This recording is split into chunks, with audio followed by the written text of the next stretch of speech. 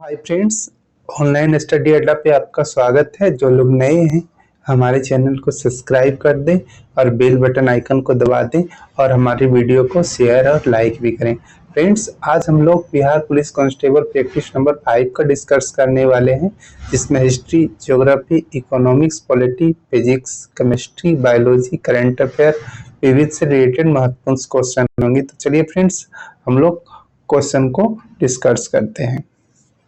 एक number question है कि गैल्वेनोमीटर प्रयुक्त होता है। फ्रेंड्स, हर क्वेश्चन के लिए आपको 5 सेकंड का टाइम दिया जाएगा। आप अपना आंसर कमेंट बॉक्स में कर सकते हैं या फिर आप नोट डाउन भी कर सकते हैं। तो चलिए फ्रेंड्स, आंसर करते हैं कि गैल्वेनोमीटर प्रयुक्त होता है। तो इसका सही आंसर हो जाएगा ऑप्शन बी, विद्युत धारा की दिशा ज्ञात करने में।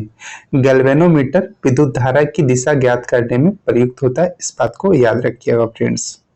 नेक्स्ट क्वेश्चन है कि लौह चुंबकीय पदार्थ चुंबकीय क्षेत्र में रखे जाने पर अस्थायी चुंबक बन जाता है क्योंकि। तो इसका सही आंसर हो जाएगा ऑप्शन ए। इसका सही आंसर है सभी डोमन चुंबकीय क्षेत्र की दिशा में अभिविन्यासित हो जाता है। लौह चुंबकीय पदार्थ चुंबकीय क्षेत्र में रखे जाने पर यह अस्थायी रूप से चुंबक बन जाता है क्योंकि सभी डोमन चुंबकीय क्षेत्र की दिशा में अभिविन्यासित हो जाता है। इसको याद रखिएगा, इस पॉइंट को। नेक्स्ट क्वेश्चन है फ्रेंड्स कि एक वस्तु 6 सेकेंड में 18 मीटर और फिर पुनः 4 सेकेंड में 18 मीटर की यात्रा करती है। वस्तु की औसत गति क्या है? तो औसत गति कैसे निकालते हैं? कुल दूरी बटा कुल समय, यानी कुल दूरी कितना हो गया 18 मीटर और फिर 18 मीटर, तो टोटल 36 मीटर। कितने टाइम कितना लगा? 10 सेकेंड, तो 36 बटा 10। तो इसका सही आंसर हो जाएगा 3.6 मीटर प्रति सेकेंड। तो इसका सही आंसर हो जाएगा ऑप्शन सी, 3.6 मीटर प्रति सेकेंड। यदि किसी वस्तु पर लागू एक स्थिर बल की दिशा में वस्तु द्वारा स्थानांतरित बल और दूरी की परिमाप के रूप में दर्शाया जाता है तो इसे कहा जाता है। फ्रेंड, इसका सही आंसर हो जाएगा किया गया कार्य। ऑप्शन बी इसका सही आंसर है। यदि किसी वस्तु पर लागू एक स्थिर बल की दिशा में वस्तु द्वारा स्थानांतरित बल की दूरी के परिमाप के रूप में दर्शाया जाता है तो इस क्रिया को किया गया कार्य कहा जाता है। फ्रेंड्स, इसको याद रखिएगा।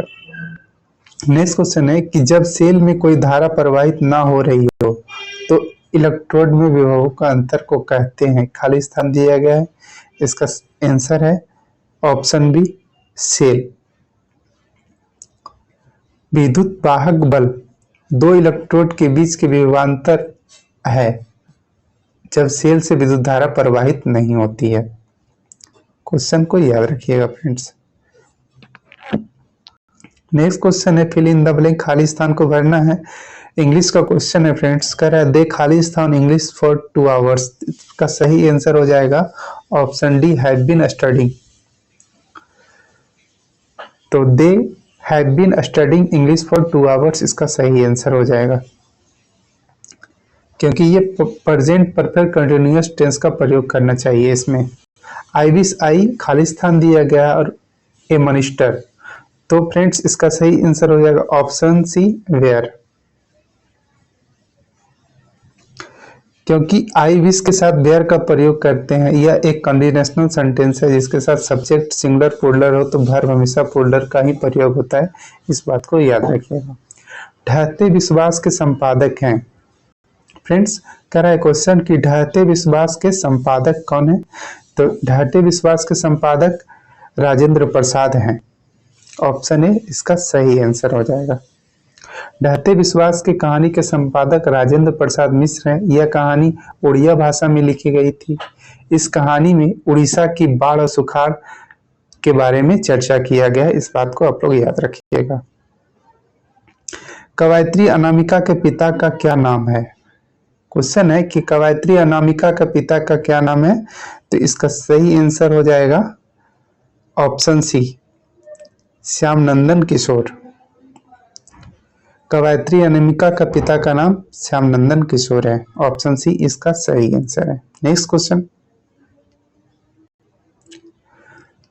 चक्रव्यूह किसकी रचना है? चक्रव्यूह किसकी रचना है? तो इसका सही आंसर हो जाएगा ऑप्शन डी, कुंवर नारायण की चक्रव्यूह रचना है। नेक्स्ट क्वेश्चन है कि विलियन ए का पीएच मान 6 है और विलियन बी का पीएच मान 8 है और विलियन सी का पीएच मान 2 है। किस विलियन से हाइड्रोजन आयन का सांद्रता सबसे अधिक होगी? तो इसका सही आंसर हो जाएगा ऑप्शन सी। विलियन ए का पीएच मान 6 है, विलियन बी का पीएच मान 8 है और विलियन सी का पीएच मान 2 है। तो सी का हाइड्रोजन आयन सांद्रता सबसे अधिक होगी, इस बात को याद रखिएगा। जिस विलियन का पीएच मान कम होता है उसका हाइड्रोजन आयन सांद्रता अधिक होता है, इस बात को आप लोग याद रखिएगा। पीएच वैल्यू का मान होता है 0 से लेकर के 14 तक, इस बात को भी आप लोग याद रखिएगा फ्रेंड्स। नेक्स्ट क्वेश्चन है, खाली स्थान दिया गया है, कह रहा है कि चौथे आवर्त और दूसरे समूह में मौजूद तत्व हैं। तो इसका सही आंसर हो जाएगा ऑप्शन बी, कैल्शियम। कैल्शियम चौथे आवर्त और दूसरे समूह में मौजूद तत्व हैं। ऑप्शन बी इसका सही आंसर कैल्शियम होगा। भूपट्टी में बहुत से तत्व उपलब्ध हैं, परंतु सबसे अधिक प्रचुरता से उपलब्ध तत्व कौन से हैं? तो इसका सही आंसर हो जाएगा ऑप्शन ए, एल्युमिनियम और आयरन। यानी एल्युमिनियम और आयरन भूपट्टी में बहुत से तत्व उपलब्ध हैं, परंतु सबसे अधिक प्रचुरता उपलब्ध तत्व एल्युमिनियम और आयरन है। नेक्स्ट क्वेश्चन है कि बॉक्साइट में उपस्थित सामान्य अशुद्धियां हैं।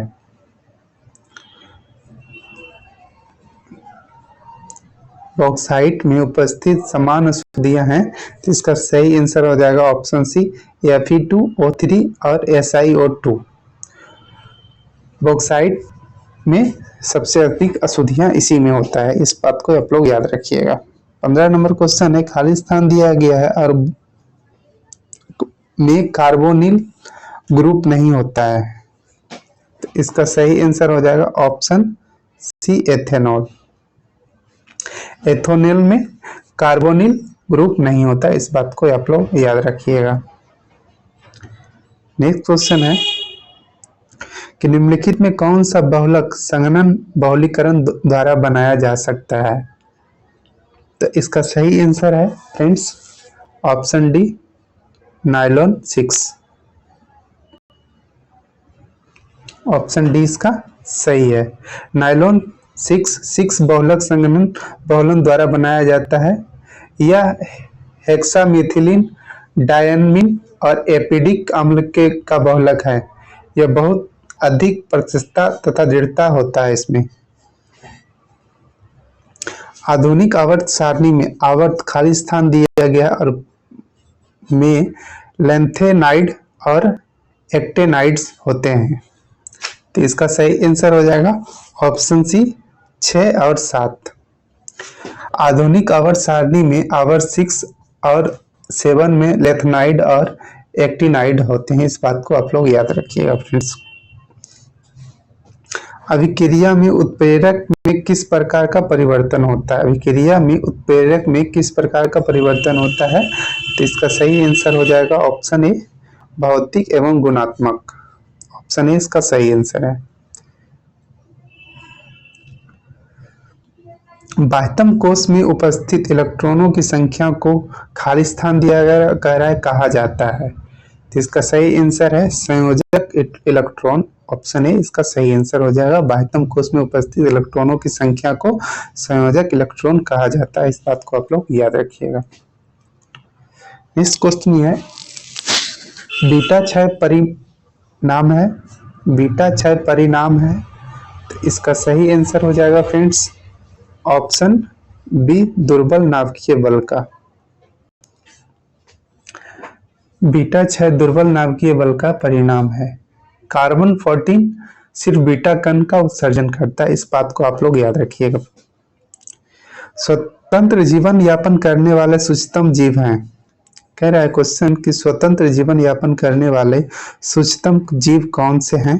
तो इसका सही आंसर हो जाएगा ऑप्शन बी, माइकोप्लाज्मा।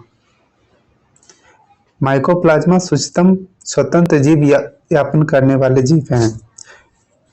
अच्छा, माइकोप्लाज्मा की खोज किसने किया था? तो माइकोप्लाज्मा की खोज लुईस पास्कल ने किया था। इस बात को आप लोग याद रखिए। नेक्स्ट क्वेश्चन, कैडमियम प्रदूषण का संबंध किस बीमारी से है? कैडमियम प्रदूषण का संबंध किस बीमारी से है? तो इसका संबंध इटाई रोग से होता है। तो ऑप्शन बी इसका सही आंसर हो जाएगा। कैडमियम प्रदूषण इटाई रोग से होता है। कैडमियम प्रदूषण एक प्रकार का जल प्रदूषण है, इस बात को याद रखिएगा फ्रेंड्स। प्रोटीन की कमी से कौन सा रोग होता है? कह रहा है क्वेश्चन कि प्रोटीन की कमी से कौन सा रोग होता है? तो प्रोटीन की कमी से पेचिश हो सकता है, त्वचा रोग हो सकता है, बालों का रंग उड़ हो सकता है, उपरोक्त सभी। तो फ्रेंड्स इसका सही सभी आंसर हो जाएगा। ऑप्शन डी इसका सही आंसर हो जाएगा।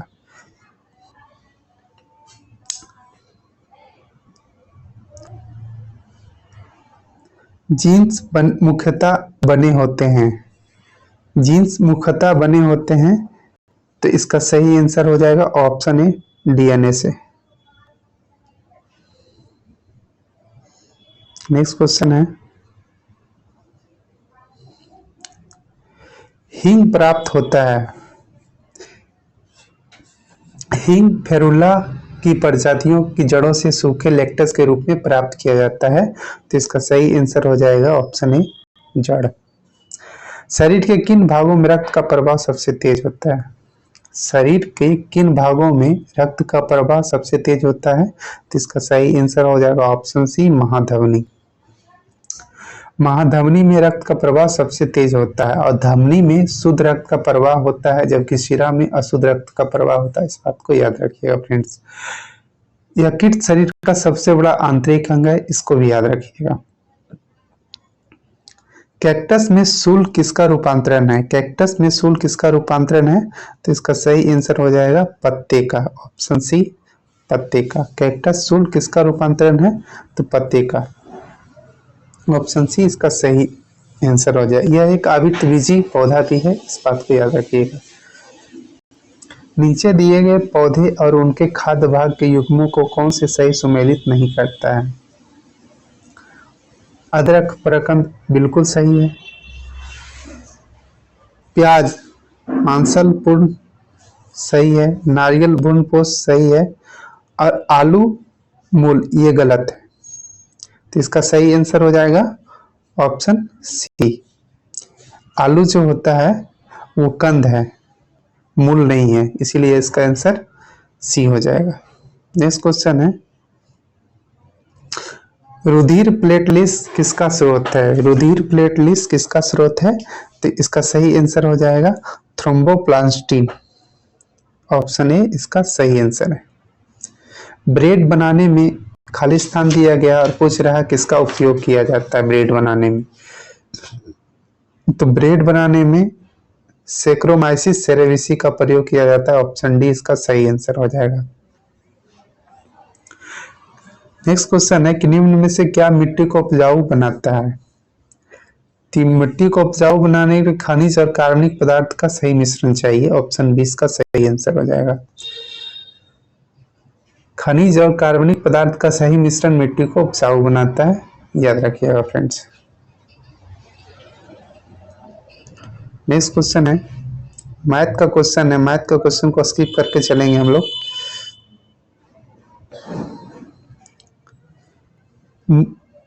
नीति आयोग किस वर्ष में योजना आयोग के उत्तरवर्ती के रूप में स्थापित हुआ था? नीति आयोग किस वर्ष में योजना आयोग के उत्तरवर्ती के रूप में स्थापित हुआ था? तो इसका सही आंसर हो जाएगा ऑप्शन डी 2015 में। नीति आयोग 2015 में योजना आयोग के उत्तरवर्ती के रूप में स्थापित हुआ था। नीति आयोग 1 जनवरी 2015 को स्थापित हुआ था, इसका याद रखिएगा। नीति आयोग का अध्यक्ष प्रधानमंत्री होता है, इस बात को आप लोग याद रखिएगा। संयुक्त राष्ट्र ने वार्षिक विश्व शौचालय दिवस के रूप में कब मनाया गया था? तो इसका सही आंसर हो जाएगा ऑप्शन डी 19 नवंबर को। 19 नवंबर को विश्व शौचालय दिवस रूप मनाया जाता है।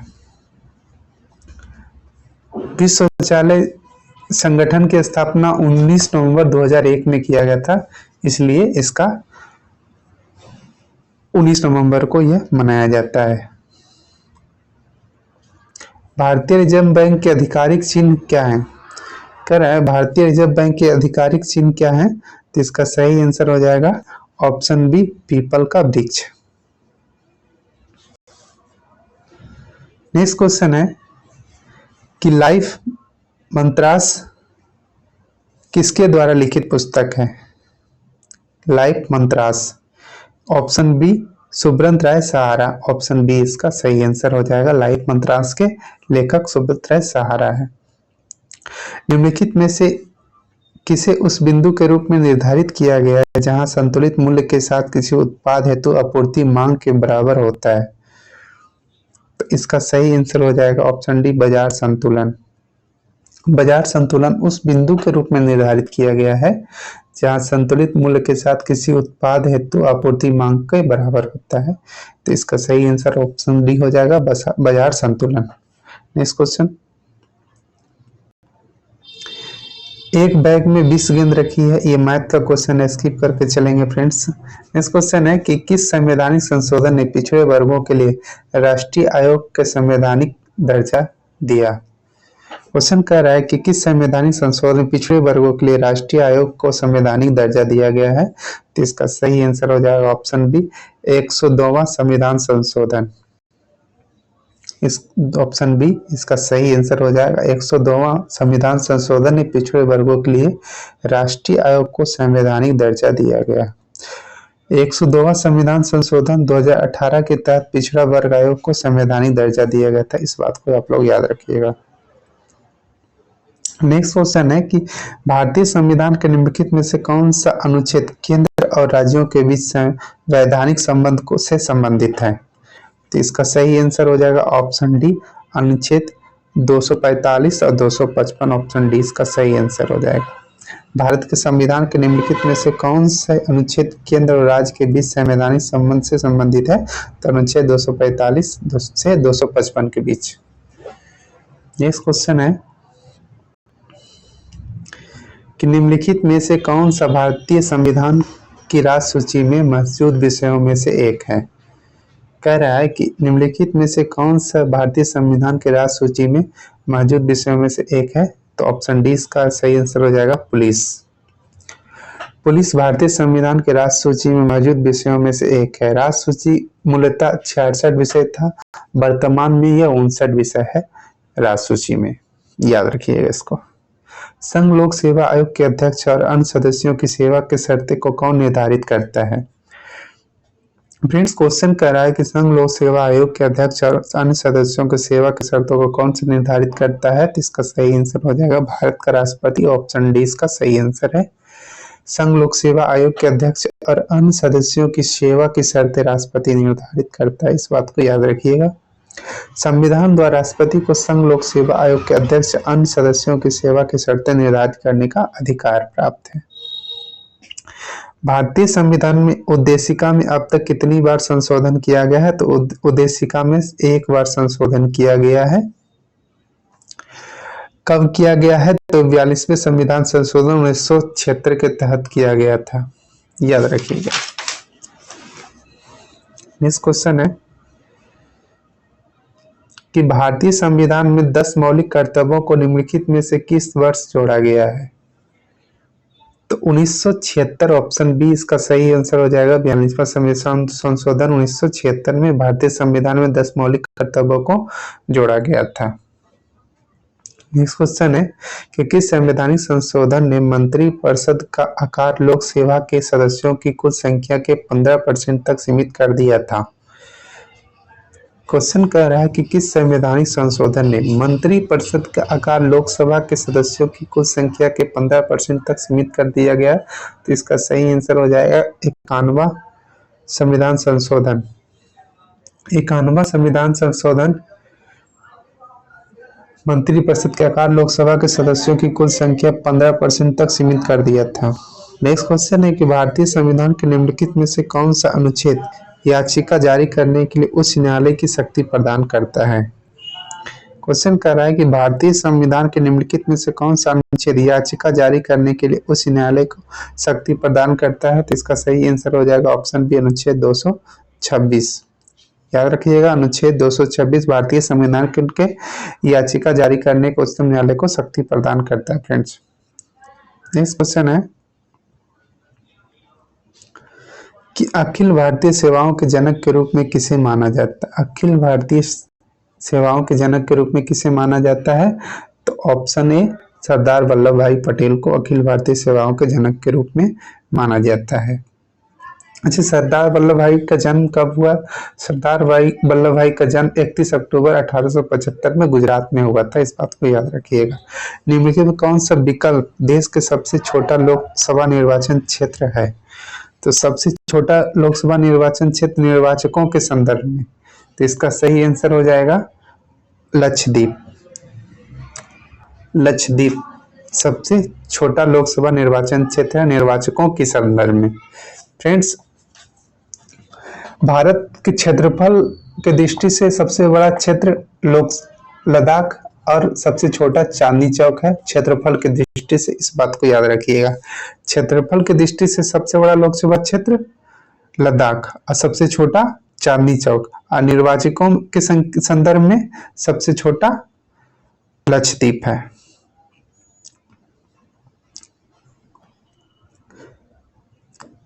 मल्थस का जनसंख्या सिद्धांत किस अवधारणा पर आधारित है? तो इसका सही आंसर हो जाएगा ऑप्शन ए, ज्यामितीय संख्या वृद्धि तथा अंकगणितीय खाद्य आपूर्ति वृद्धि हो जाएगा।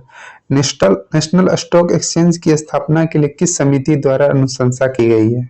क्वेश्चन कर रहा है कि नेशनल स्टॉक एक्सचेंज की स्थापना के लिए किस समिति द्वारा अनुशंसा की गई है? तो इसका सही आंसर हो जाएगा फेरीवानी समिति, ऑप्शन बी। नेक्स्ट क्वेश्चन है कि सेबी की स्थापना कब किया गया? सेबी की स्थापना आप लोग जानते हैं कि 1988 में किया गया। ये इजी क्वेश्चन है, ऑप्शन डी इसका सही आंसर हो जाएगा। फ्रेंड्स, आरईआरए का शब्द का पूर्ण रूप क्या है? आरईआरए का शब्द का पूर्ण रूप क्या है? तो इसका सही आंसर हो जाएगा option D, real estate regulatory authority. Option D इसका सही आंसर हो जाएगा, real estate regulatory authority.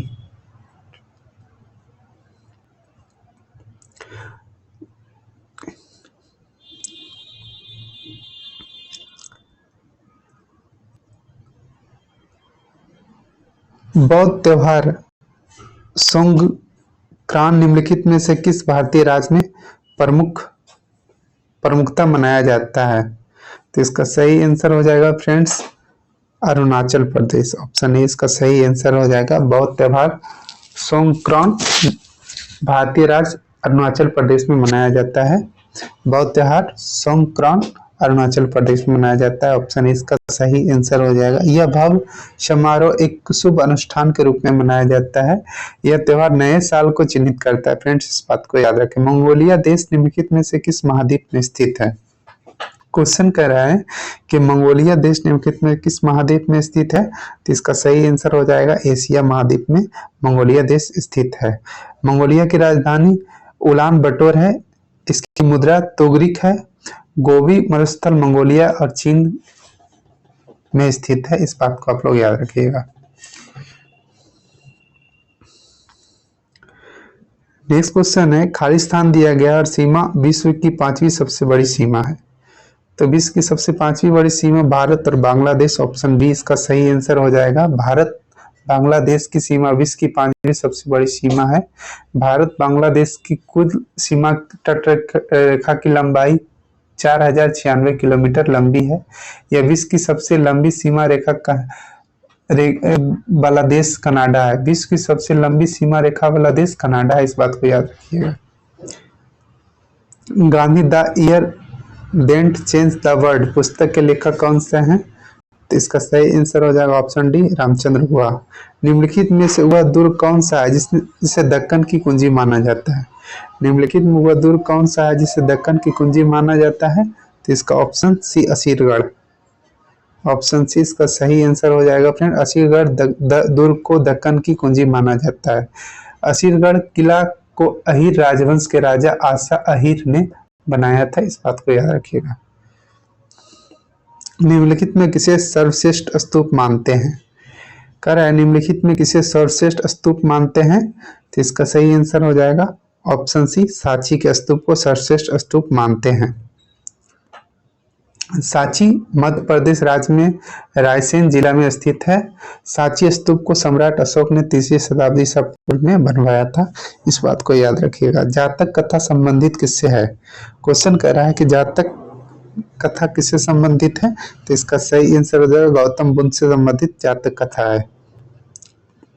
Dara Shikoh ने फारसी भाषा में उपनिषदों को किस शीर्षक से अनुवाद किया था? कह रहा है दाराशिकोह ने फारसी भाषा में उपनिषदों को किस शीर्षक से अनुवाद किया था, तो इसका सही आंसर हो जाएगा सिरे अकबर, ऑप्शन बी इसका सही आंसर है। दाराशिकोह ने फारसी भाषा में उपनिषदों को सिरे अकबर शीर्षक से अनुवाद किया था। इसमें 52 उपनिषदों का अनुवाद किया गया है।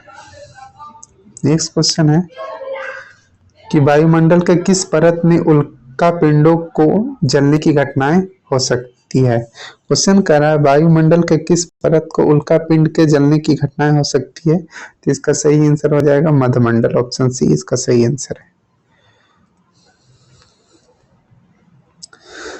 कौन से नदी जोग जलप्रपात सृजित करती है जिसे गोरसप्पा जलप्रपात कहते हैं? कह रहा है कौन सी नदी जोग जलप्रपात सृजित करती है जिसे गोरसप्पा जलप्रपात भी कहा जाता है, तो इसका सही आंसर हो जाएगा फ्रेंड्स ऑप्शन डी, सरस्वती नदी को।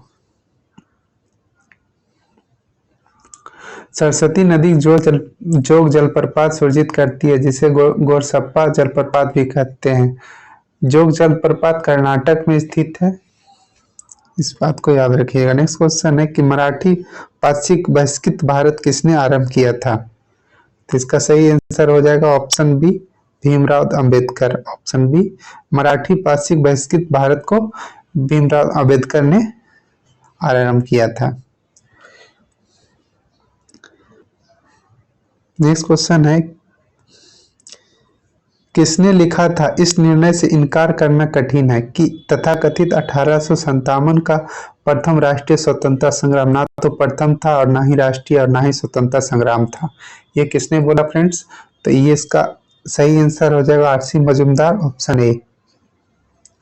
आरसी मजूमदार ने लिखी है कि इस निर्णय से इनकार करना कठिन है, तथाकथित 1857 का प्रथम राष्ट्रीय स्वतंत्रता संग्राम ना तो प्रथम, ना ही राष्ट्रीय और ना ही स्वतंत्रता संग्राम था, तो इसका सही answer option A RC Majumdar होगा। निम्नलिखित में कौन सा सही सुमेलित है? फ्रेंड्स इसमें the servant of India suicide Gopal Krishna Gokhale, option D इसका सही आंसर हो जाएगा, ऑप्शन डी। व्यापार के लिए भारत आने वाले यूरोपीय लोगों में प्रथम कौन थे? कह रहा व्यापार के लिए भारत आने वाले यूरोपीय लोगों में प्रथम कौन थे, तो इसका सही आंसर हो जाएगा पुर्तगाली, ऑप्शन डी। व्यापार के लिए भारत आने वाले यूरोपीय लोगों में प्रथम पुर्तगाली थे। अच्छा, वास्को डी गामा गुजराती पथ प्रदर्शक अब्दुल मजीद की सहायता से भारत के पश्चिमी तट स्थित बंदरगाह के कालीकट पर 17 मई 1498 को पहुंचा था, इस बात को याद रखिएगा। उत्पाद की दृष्टि से भारत का प्रमुख खाद्य फसल क्या है? उत्पादन की दृष्टि से भारत के प्रमुख खाद्य फसल क्या है, तो इसका सही आंसर हो जाएगा ऑप्शन सी चावल। उत्पादन की दृष्टि से भारत का मुख्य खाद्य पदार्थ चावल है, इस बात को याद रखिएगा। नेक्स्ट क्वेश्चन है कि भारत और चीन के बीच भारत चीन युद्ध कब शुरू हुआ था? फ्रेंड्स भारत और चीन के बीच युद्ध अक्टूबर 1962 में शुरू हुआ था। चीन द्वारा 20 अक्टूबर 1962 को अप्रत्याशित रूप से भारत पर हमला किया था, जिसे 1962 में भारत चीन युद्ध के नाम से जाना जाता है, तो इसका सही आंसर हो जाएगा ऑप्शन डी। ईरान की मुद्रा क्या है? ईरान की मुद्रा तोमान है, इसका ऑप्शन डी इसका सही आंसर। ईरान की मुद्रा तोमान है, इस बात को याद रखिएगा। निम्नलिखित में कौन से सुमेलित नहीं है? तो संस्कृत भाषा का मान्यता 2004 में, ये सुमेलित नहीं, ऑप्शन ए इसका सही आंसर हो जाएगा। नेक्स्ट क्वेश्चन है कि भारतीय जलमार्ग टो में इसमें किस स्थलों को जोड़ता है? राष्ट्रीय राजमार्ग 2 इसमें किस 2 स्थलों को जोड़ता है? तो इसका सही आंसर हो जाएगा ऑप्शन बी, सदिया और धुबरी। राष्ट्रीय राजमार्ग 2 इसमें किस 2 स्थानों को जोड़ता है? तो सदिया और धुबरी। नेक्स्ट क्वेश्चन है, गवर्नर जनरल डलहौजी ने किस साम्राज्य को चेरी नाम दिया था? क्वेश्चन कह रहा है गवर्नर जनरल ने डलहौजी ने किस साम्राज्य को चेरी नाम दिया था? तो इसका सही आंसर अवधराज को चेरी नाम दिया था गवर्नर डलहौजी ने। निम्नलिखित में किस राज्य की भूमि सीमा नेपाल से नहीं जुड़ती है? कह रहा है निम्नलिखित में से किस राज्य की भूसीमा नेपाल से नहीं जुड़ती है? तो इसका सही आंसर हो जाएगा ऑप्शन सी, झारखंड। झारखंड नेपाल की सीमा से नहीं जुड़ती है। अच्छा, नेपाल की सीमा से कौन कौन से राज्य जुड़ती है? तो नेपाल की सीमा भारत के 5 राज्य जुड़ती है, उत्तर प्रदेश, उत्तराखंड, बिहार, पश्चिम बंगाल और सिक्किम, याद रखिएगा। नेक्स्ट क्वेश्चन है कि अप्रैल 2023 में किस शहरों को पान, लंगड़ा आम, रामनगर, भाटा, बैगन और आदम चीनी चावल को जीआई टैग मिला है? इसका सही आंसर हो जाएगा ऑप्शन बी, वाराणसी। फ्रेंड्स, जो लोग नए हैं हमारे चैनल को सब्सक्राइब कर दें, हमारे वीडियो को फॉरवर्ड कर दें। हम लोग मिलते हैं नेक्स्ट सेट में। Thank you.